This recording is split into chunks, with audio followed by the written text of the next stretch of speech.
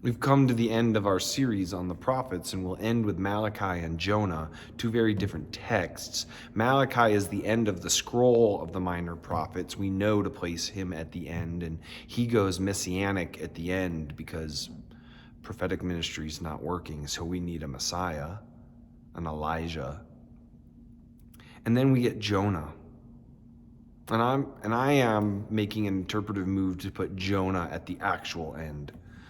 Jonah, a text which is either mocking Israel or prophetic ministry or both.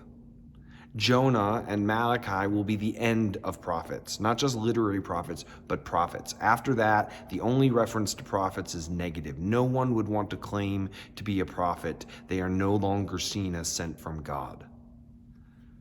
If Jonah is the final word from the prophets, then he is the final word before 200 years later, 300 years later, when apocalyptic literature will briefly revive a type of radical prophet.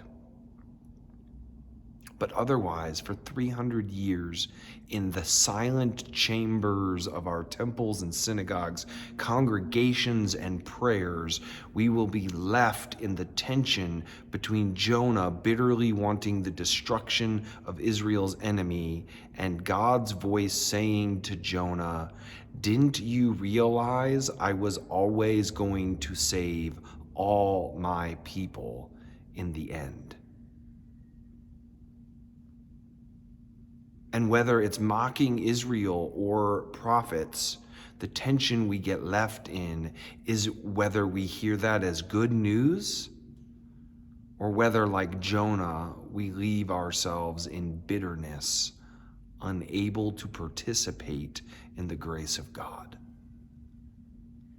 Come Sunday, as our journey with the minor prophets ends, and we experience perhaps the radical universalism of God's saving activity.